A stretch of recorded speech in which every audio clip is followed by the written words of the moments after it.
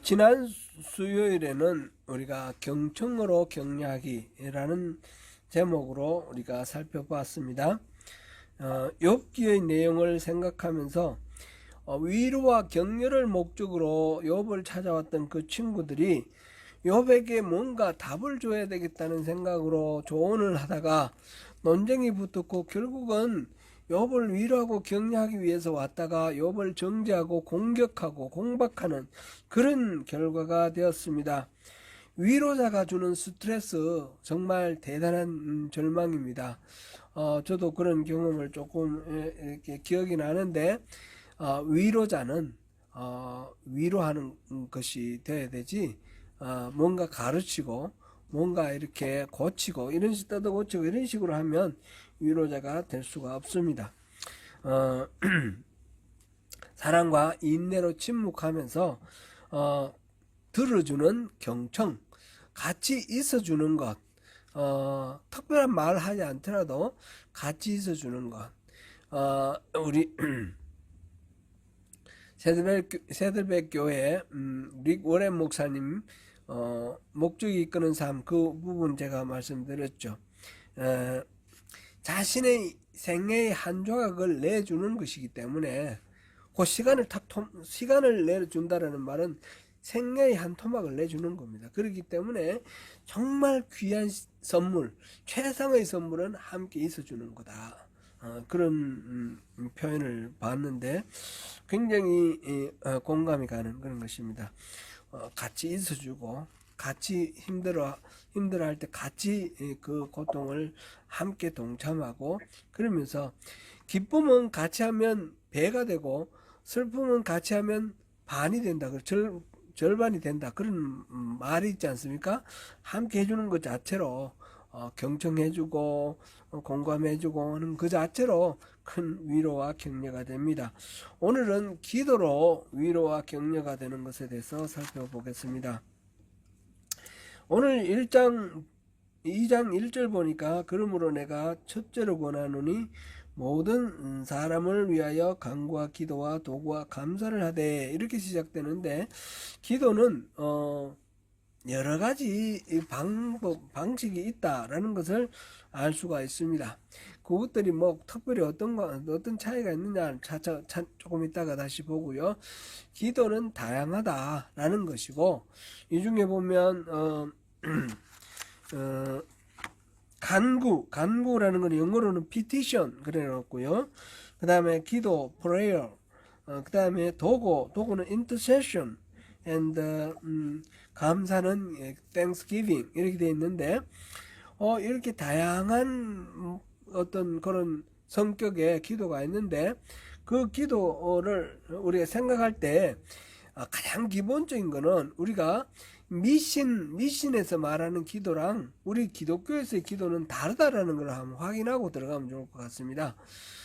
미신적인 기도, 예를 들면 제가 어릴 때 우리 동네에서도 그런 푸닥거리 이런 거 많이 하는데, 점쟁이 불러가지고 막 이렇게 대잡고 막 이렇게 하는데, 그거는 뭐냐면 신을 불러서 그 신에게 뭐 돈도 주고 뭐도 주고 이렇게 뭐 신에게 이제 필요한 것들을 공급하면서 신의 마음을 사는 거예요.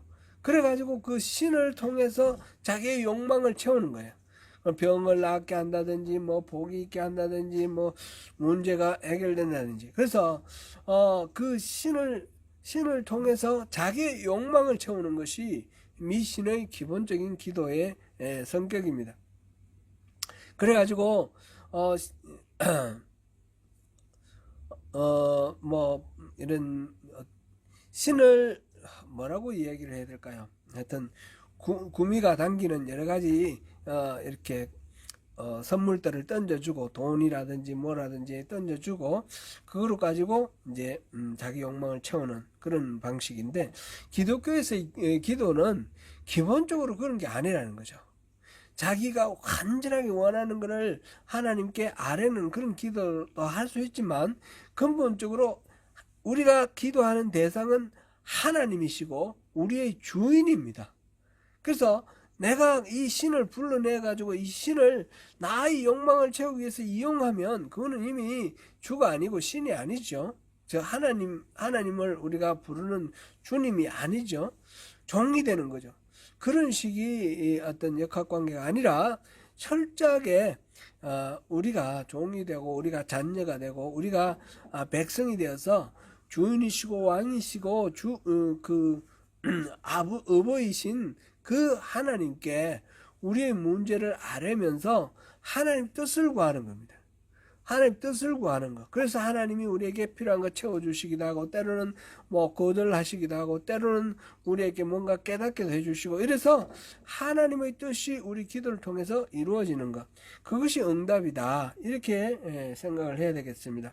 다니엘서 2장에 보면, 느부갓네살 왕이 번민을 하다가 너무너무 고민되고 잠도 못 자고 고통하는 그런 장면이 나옵니다. 그래서 바벨론의 이 전국에 있는 모든 박수와 술객과 점쟁이와 또는 갈대아 술사들 다 불러 모아놓고 다 불러가지고 이야기를 합니다. 내가 이 꿈을 꿨는데 잠을 못 잔다. 이 문제를 해결하라. 그랬더니 박수와 술객과 점쟁이, 그 다음에 술사들, 이런 사람들이 왕에게 얼마든지 우리가 해몽해 드릴 테니까 말씀하십시오. 그런데 문제가 있어요. 왕은 밤새도록 고통하면서 악몽을 꿨는데 기억이 나지 않아요. 무슨 꿈을 꿨는지 기억이 안 나요. 그러니까 너희들이 그걸 알아가지고 답을 말해라 그랬는데 이 사람들은 그거를 어떻게 할 수가 없는 거예요. 그래서 왕이 화가 나가지고 소위 지혜자라고 하는 이 사람들, 술사들, 점쟁이들, 박사들, 이런 사람들 다 죽여버리겠다고 명령을 내렸어요. 지금 다니엘과 그 친구들도 어린아이였는데 지혜자로 분류가 됐습니다. 그래서 얘들도 다 죽게 된 거예요. 다 죽게 됐는데 그 소식을 들은 다니엘이 근위대장 아리옥을 붙들고 잠깐만 좀 기다리라고, 응? 우리가 하나님께 한번 기도해 보겠다고. 그리고 집에 들어와서 자기 친구들 하나냐와 미사엘과 아사랴와 더불어서 하나님께 기도를 했습니다. 2장 18절에 보니까 그 기도를 하는데 하늘에 계신 하나님이 이 은밀한 일에 대하여 불쌍히 여기사 다니엘과 친구들이 바벨론의 다른 지혜자들과 함께 죽임을 당하지 않게 하시기를 그들로 하여금 구하게 하니라. 하나님이 불쌍히 여겨서 이렇게 살려주도록 구했다라는 겁니다. 그래서 하나님의 뜻이 무엇인지를 이렇게 알게 되었고, 그 꿈이 무엇인지를 알게 되어서 그거를 느부갓네살에게 보고를 합니다. 그러니까 이 사람들이 자기 죽게 됐으니까 무조건 살려내라 이런 뜻이 아니라 우리를 불쌍히 여겨서 하나님의 계획이 뭔가, 그래서 느부갓네살에게 무슨 꿈을 꾸게 하셨는가, 그거를 보여달라는 겁니다. 그래서 우리를 살려달라는 거죠. 그러니까 이 다니엘서의 이 기도가 참 모범적인 그런 기도가 되는데, 문제를 우리가 기도에 대해서 우리가 여러 번 누차 반복을 했는데, 하나님이 주인이시고 우리는 종으로서 주인에게 은혜를 구하는 그런 자세로 나가야 되고, 절대로 우리가 주인이 돼서 그 하나님을 불러서 부려먹는 그런 자세로 가면 안 된다라는 걸 다시 한번 기억하면서 하나님의 그 뜻을 구하는 것, 그것을 통해서 우리가 뭐 아프다든지 사고가 났다든지 우리의 문제를 풀 수는 있습니다. 그거는 정상적으로 우리가 아픔이 있을 때 하나님 앞에 구하는 거는 정직한 거죠. 아이들이 그 엄마한테 가서 뭐 이랬다 저랬다 얘기하는 건 마찬가지로, 배고플 때 배고프다 그러고 뭐 자리가 젖었을 때 자리 젖었다고 울고, 그런 거는 당연한 것처럼, 그러나 맨날 그렇게 부려먹는 그런 존재로 하나님을 대하면 안 되는 거죠. 그래서 하나님을 주인으로 모시고 또 함께 공동체가 이 다니엘의 친구들과 함께 이렇게 합력해서 기도하고 그래서 하나님의 뜻을 구하는 것 이것이 좋은 사례라고 볼 수 있겠습니다. 우리 본문에서 디모데전서 이제 2장 1절 우리 읽었는데 그거 조금 잠깐만 한번 들여다보겠습니다. 간구는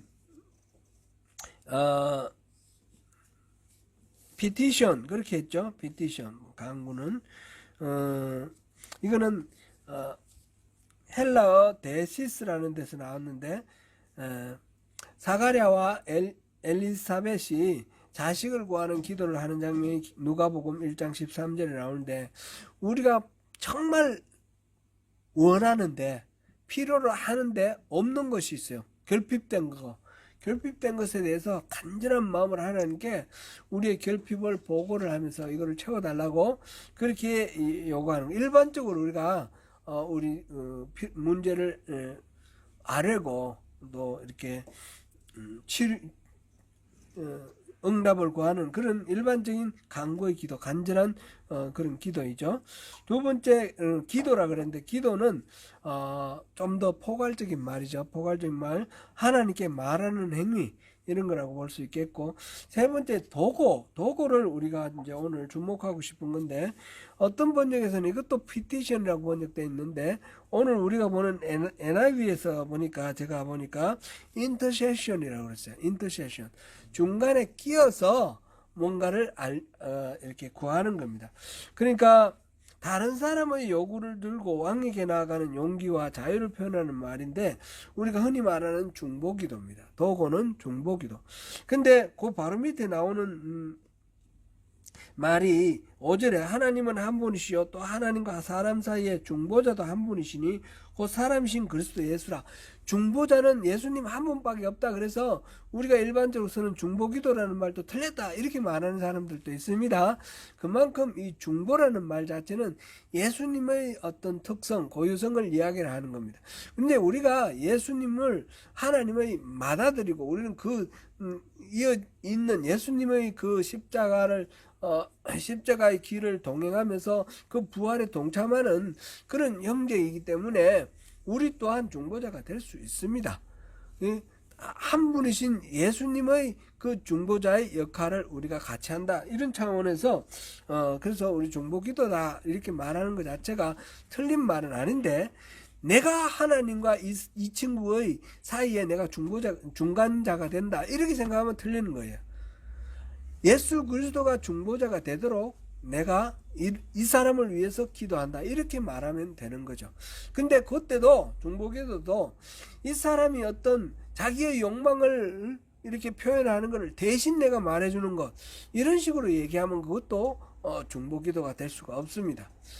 이 사람의 처지를 하나님이 아시고 하나님 뜻대로 이 사람을 도와달라고 해야 되지 이 사람의 욕망을 대신 말해주고 이러면서 뭐 내가 직접 내의 욕망 말 안 했으니까 되는 거 아니냐 이런 식으로 생각하면 안 된다는 거죠.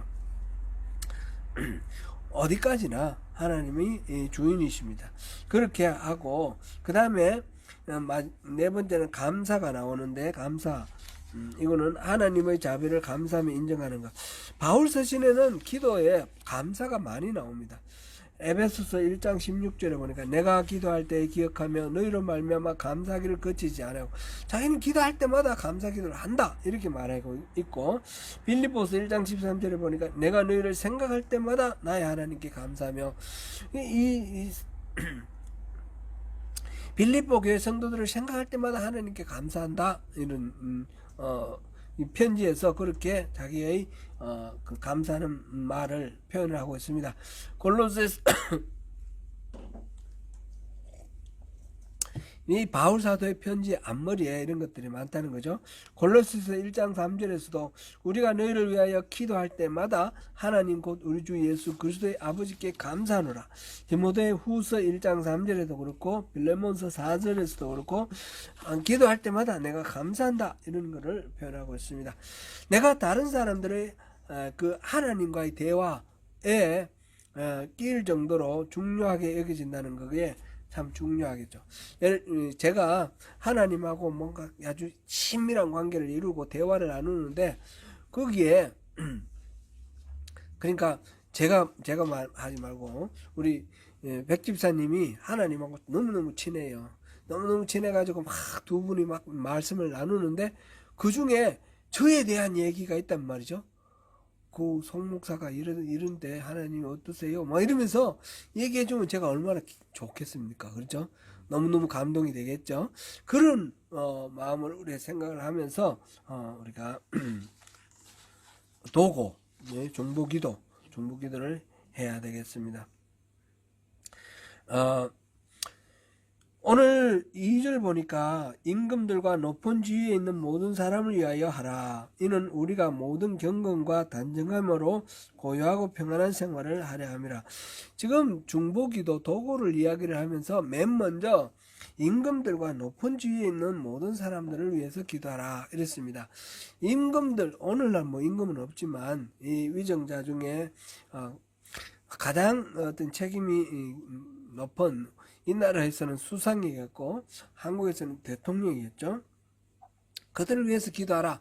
그들을 위해서 기도하라는 이유는 다름이 아니라 그들의 판단과 정책이 우리의 삶에 구체적으로 영향력을 미치는 것이기 때문에 그렇습니다.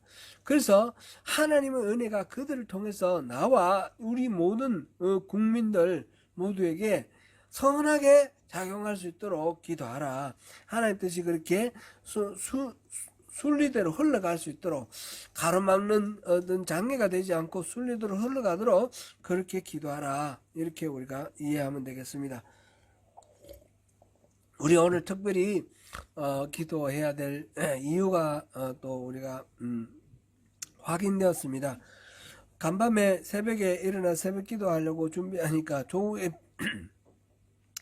비상계엄령이 반포되었다라는 그런 속보가 떠 있었습니다. 참으로 참 놀랐습니다. 이게 어떻게 될 건가?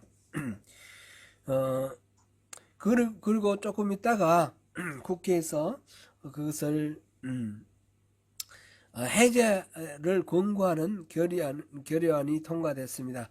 우리 헌법상 국회에서 해제를 결의하면 그는 대통령은 그에 대해서는 이의를 제기할 수 없고 즉시 해제해야 됩니다.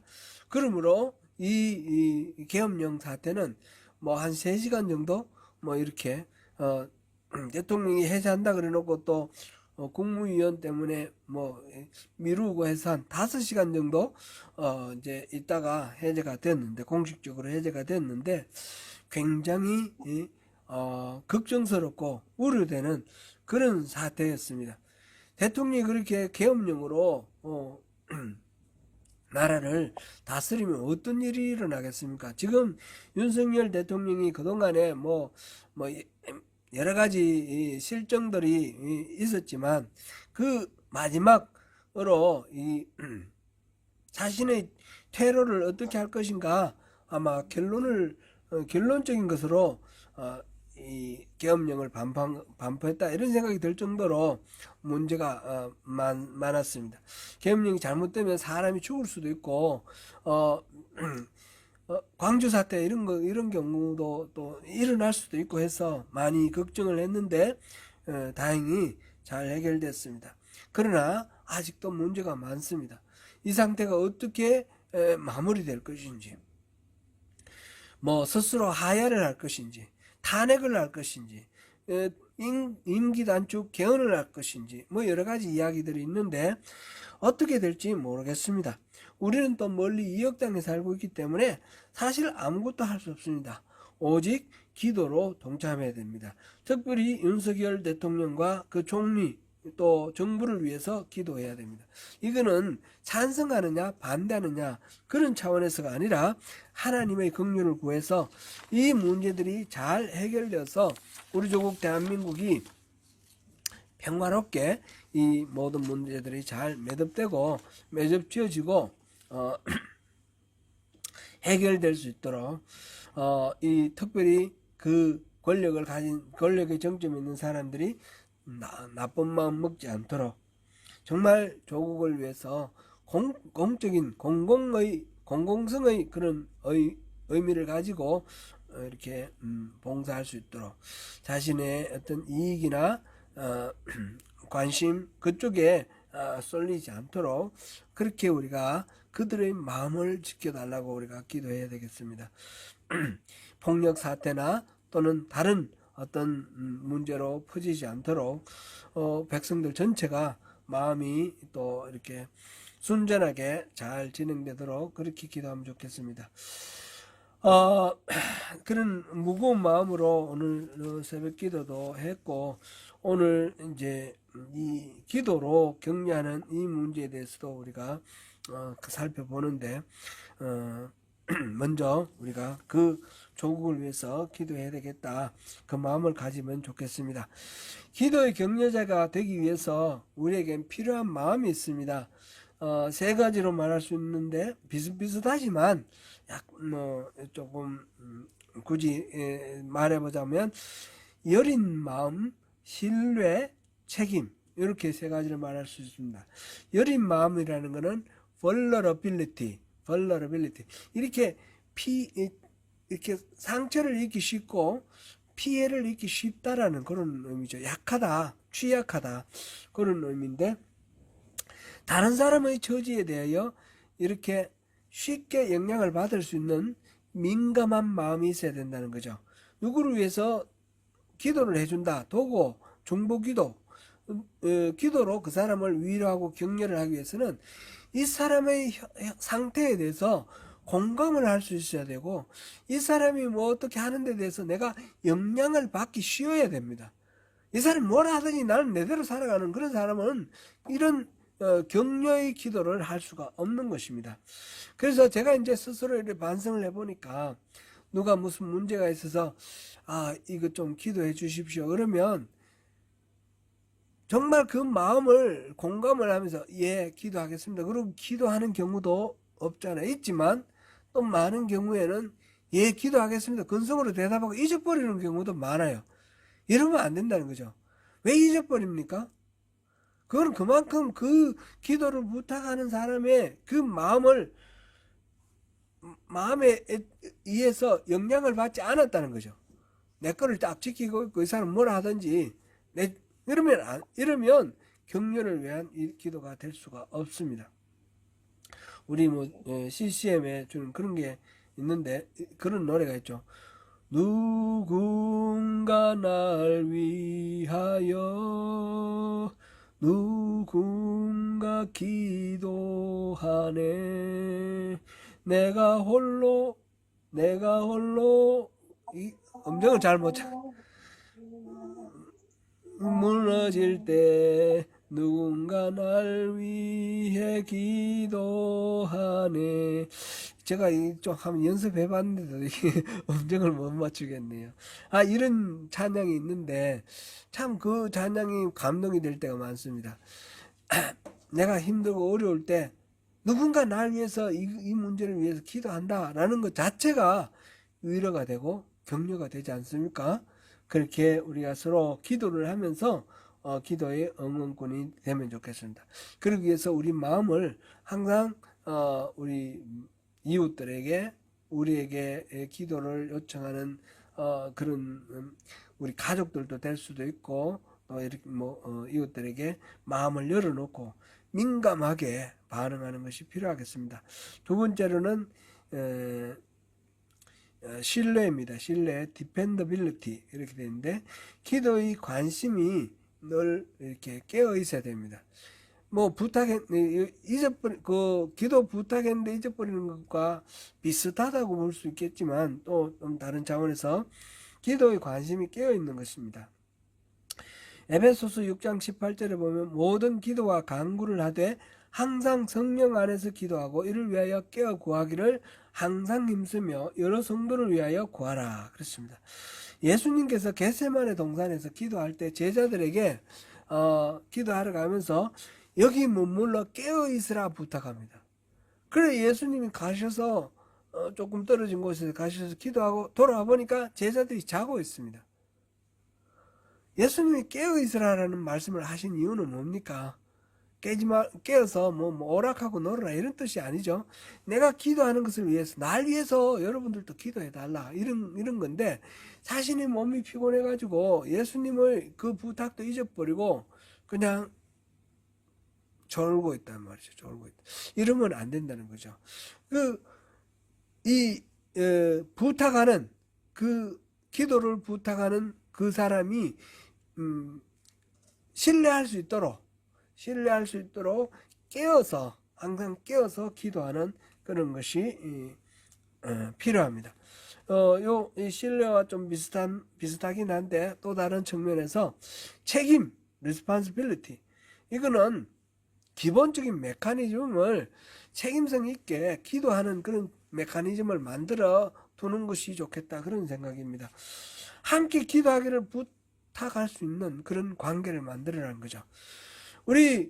저를 위해서 우리 소명교회 성도님들이 항상 기도해 주시는 줄 압니다.